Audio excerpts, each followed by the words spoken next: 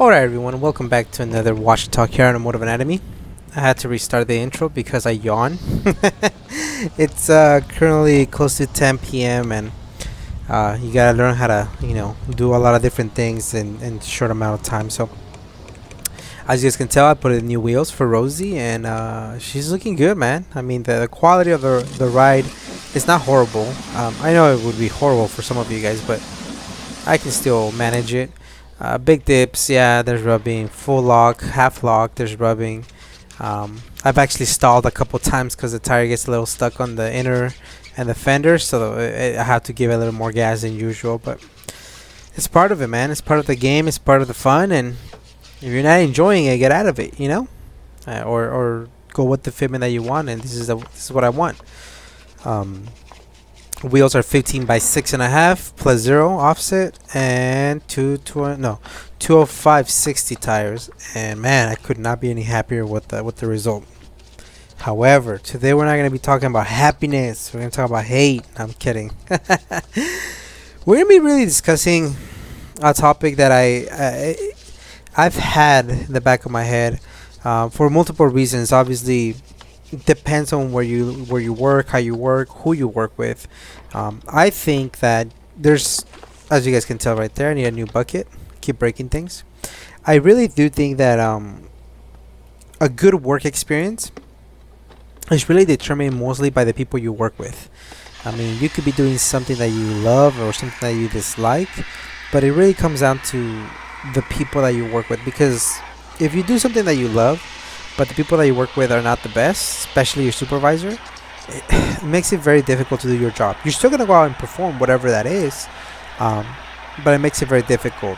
One of my buddies that we interview, Miklo, he works as a tech for a Kia dealership, and I mean, I see some of the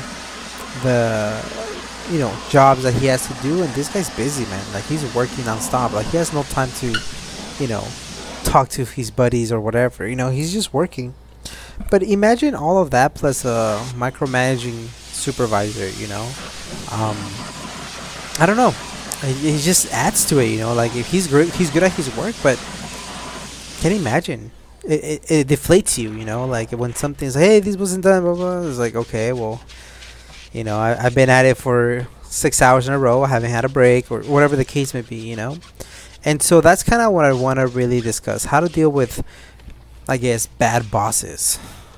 How to have boundaries. It's very difficult to say your boundaries, It's because, it. I believe that every day's an interview. I heard that from one of the teachers that I used to work with many, many years back. I told him, he was a librarian actually. I said, everybody likes you, man. You're gonna move up quickly in the district.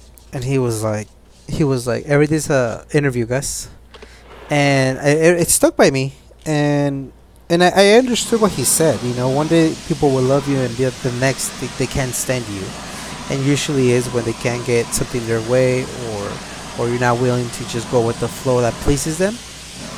That's when you start having issues, and I think that's what most friendships or relationships or acquaintances or whatever you want to call it, but especially in the work field, the environment can be great if you're a yes person, or challenging if you're like, well, that's not my role, or hey, you know what, that's past my schedule hours, or some of you guys work in a different field where there's no set hours, and so it's like you have to work long hours, and if you work, let's say 24/7, then you're kind of 24/7, and let's say you work in a plumbing business 24/7, and you keep getting called, hey, 3 in the morning, 12, go do this job, and you're like, well, so and so's not going as many times as I am, but the boss is related to that person, or the boss likes that person, and so obviously it can create somewhat of a challenging situation. And so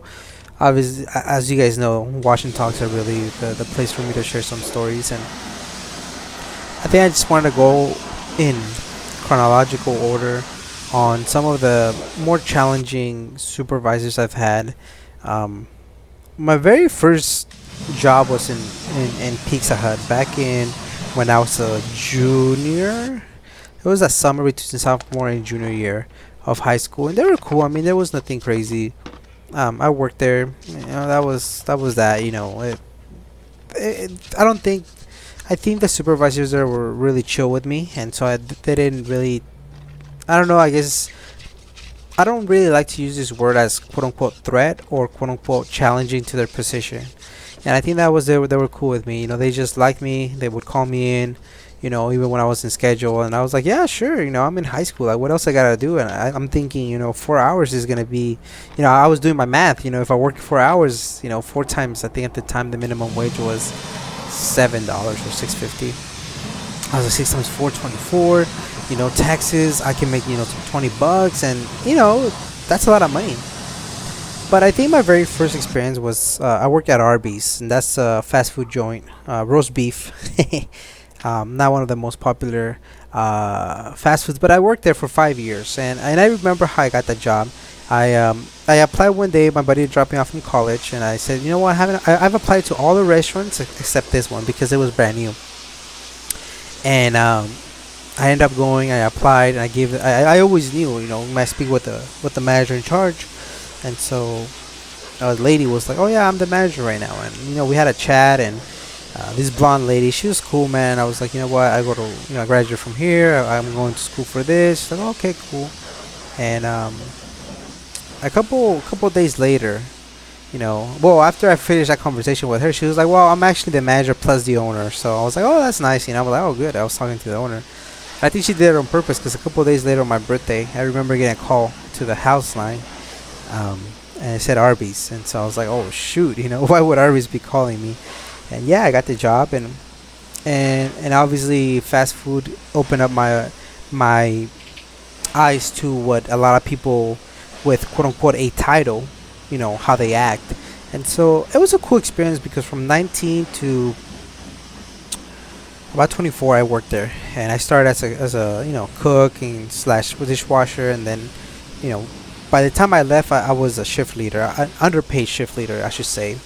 I was handling all the money and closing and things of that nature, but I got to work with people that were in different stages in life, and it was difficult for them to understand that um, I needed the job, but not so much as they did, and that was difficult for them because I remember when I started having some challenges with the main manager. She just didn't like me. We didn't really work together. She was always in the morning.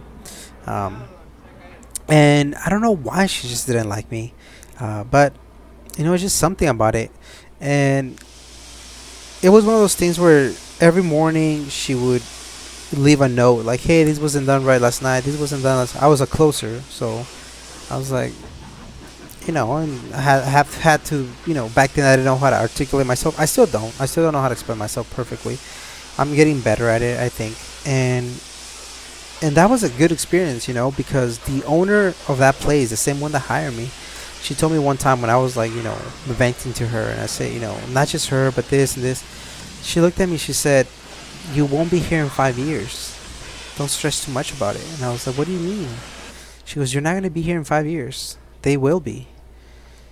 And I still remember to that day. I was like, okay. At that time, I was still frustrated. I was like, "But you're not addressing my concerns." Now I know what she meant, and so then from there we skip to and this is a common theme. This is ironically now I think about it.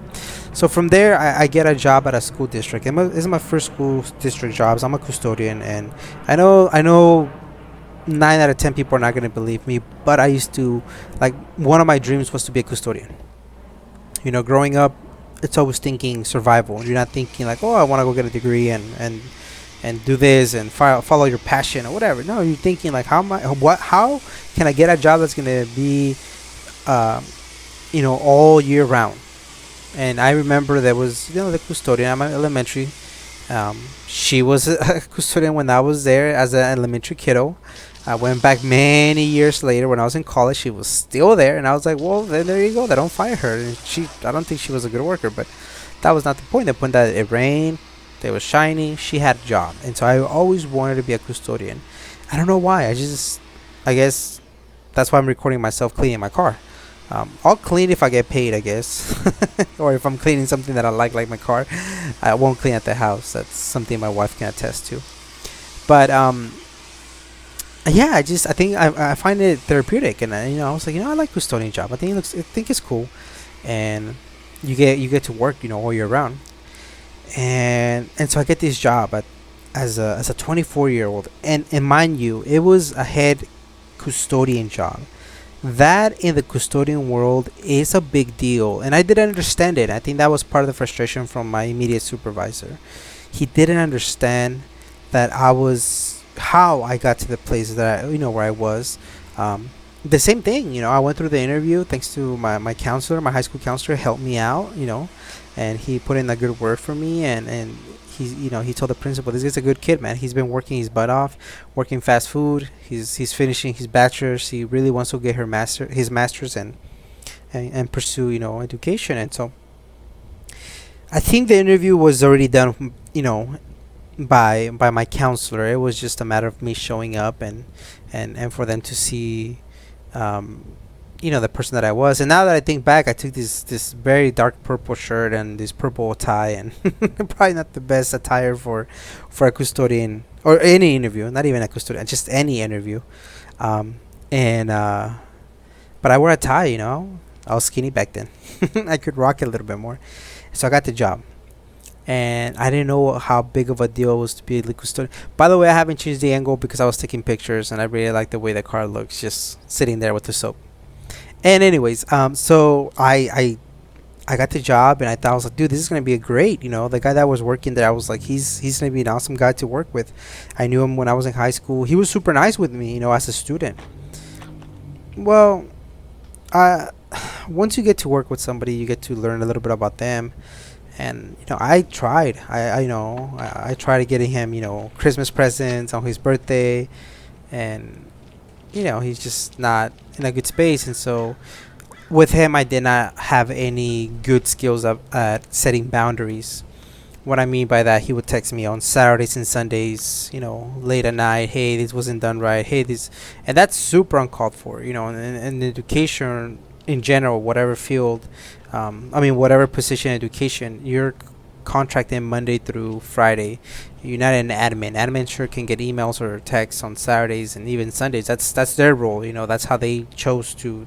The position they chose. But especially in cleaning, like whatever the concern is going to be handled Monday through Friday. But obviously, he knew that I didn't have the experience, and so he would send me all these weird messages like, "Hey, this wasn't done." Really petty stuff, like, hey, I need to talk to you when I would be in, like, let me show you this. And like, he would show me like these little corners of dust, like tiny little corners of dust. She's like,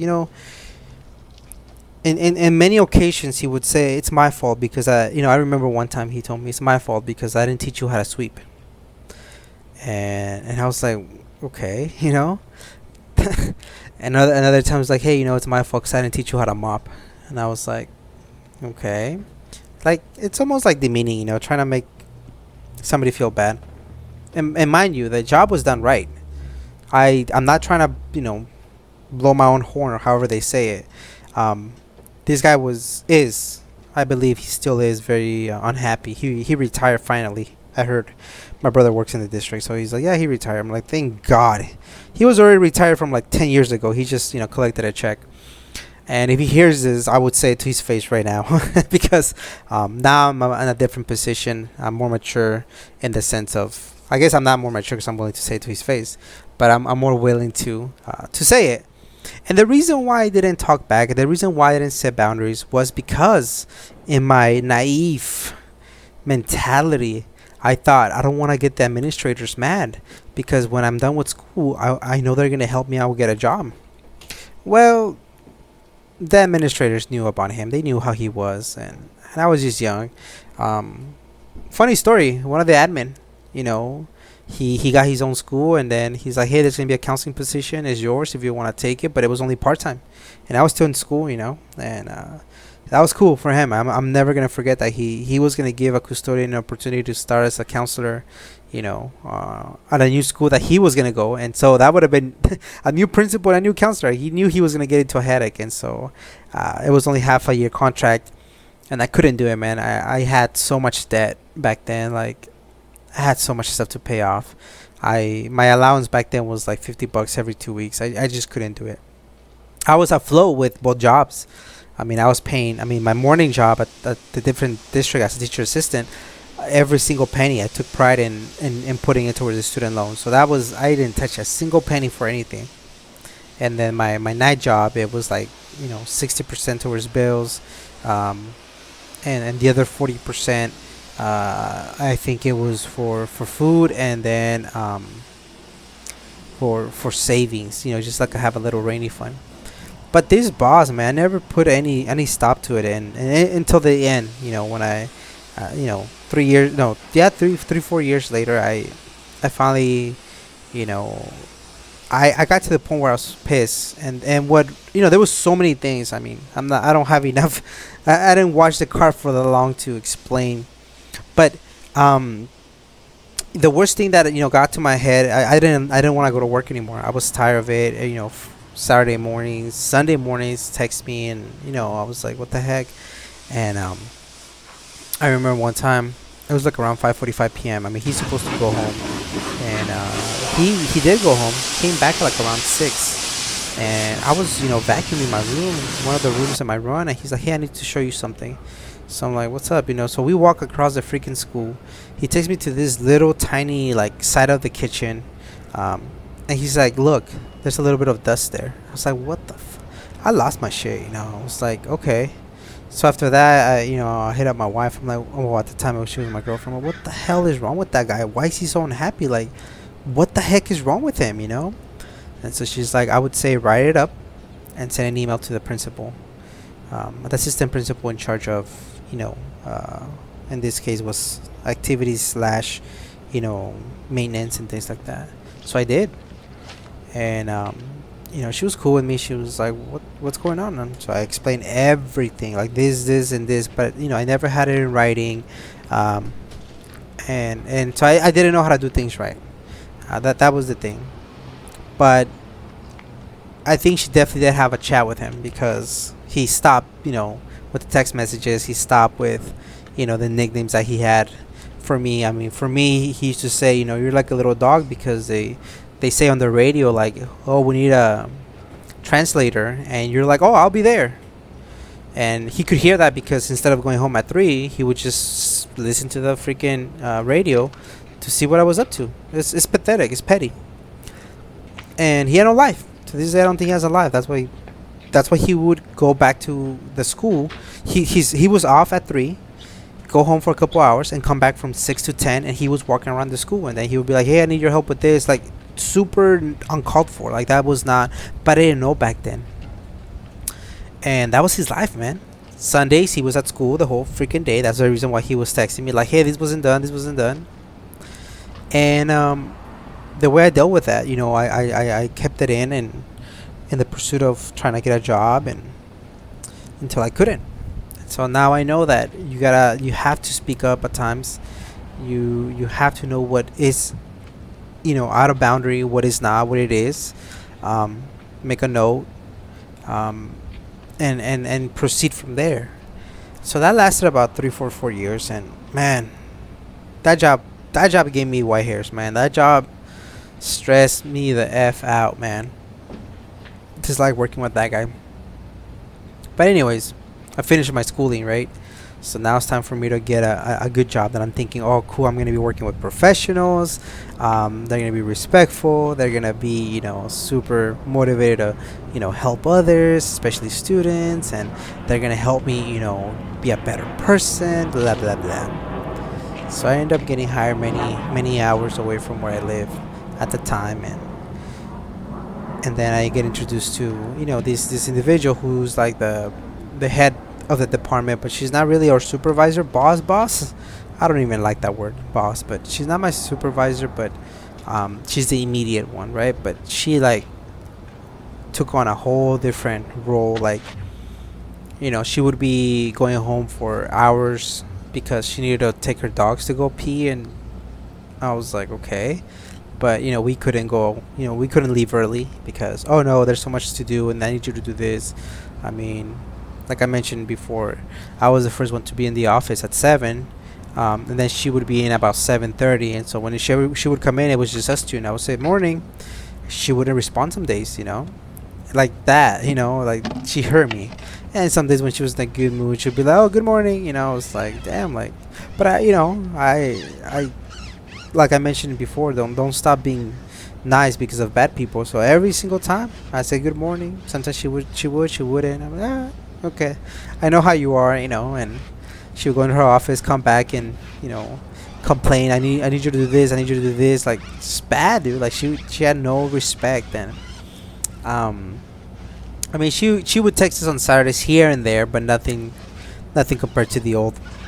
So I was like, oh, okay, it's not that bad, it didn't make it okay, but that was an improvement, I guess. And I couldn't stand working with that person. I was like, damn. And to this day, I still question myself. I'm like, is it me? Because other people were as unhappy as me, but I don't think they complain as much as I did. Or they were like, well, you know how it is. Don't take it personal. And I hated when people would say, don't take it. Dude, she's literally talking to me like I'm some type of idiot. Like, I didn't make that mistake. She made that mistake, and she's not owning to it. And now she's saying that it was me. Like, it was so obvious. Things like that. And I think I remember telling myself, going back to that kid, I was working at that fast food. I said, you know what, Gus? You're not going to be here in 5 years. So why are you stressing too much? And I hate to say this, but there was times that I would sit in my office in that school and look at this little window outside and think, like, I wish I could just fly away from here. I wish I could just fly away. I want to be somewhere else. And, she was a big part of it.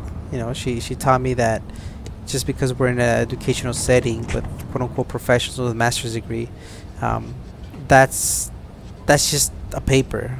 True education comes from the way you treat people. And so she doesn't have true education. 50-year-old lady who always, hates where she lives, talking about how she wished she lived in San Diego, and how they owe so much money for their kids' schooling. And I'm like, damn, you're 50 something, you're still broke, living paycheck. Like, I can see why you're stressed out. Like, I don't want to do that. So she taught me another lesson, right? Manage your money. You don't want to be 55 and be paycheck to paycheck. So everybody has time to be something. I'm not saying that this is all bad. Everybody has time to be something, but little by little. And right now where I'm at, the gentleman, he gets his little power trips, but I mean, overall, he's so much better than everybody else previously. But yeah, I'm definitely not gonna let anybody just run me over. I'm definitely at a different age professionally. I'm more mature. I have more experience. I know the way the district works. Nobody really gives a shit about you, man. They're all like trying to survive. They're all gonna try to look for their best interest. And so you have to take care of yourself. And this goes for everybody. Everybody, whatever field you're in, wherever you're at, remember, it's up to you. Are you gonna be there in 5 years? If you're your own boss, maybe you're not liking aspects of what you're doing, pivot. It's okay to make less money. You don't have to work that many hours. Or maybe you want to work more and not get paid more. Well, it's up to you. There's always something. Or maybe you're that supervisor and you wonder why people don't talk to you as much. Don't have to be best friends with them, but we can always make changes. That is the conversation I wanted to have with you guys today. I hope this brings some value to you guys. And remember, it could always be worse, could always be better, but you have to take care of yourself. Guys, so I hope you guys enjoy this watch and talk. The new wheels are in. By this time you guys already saw the fitment, tire size. Don't ask me, watch that video. I know you guys are not here for the specs, but yeah, man, hope you guys enjoy it. I'm very, very pleased with this car, the way it is, the way it drives. It became a little bit bumpier than before, but I mean that fitment though, I legitimately enjoy it. The car's coming out good. I'm still gonna be in the on the search for 96, 97 front bumper. I think I made up my mind. But for now, we'll catch you guys in the next one. Peace out, locos y locas.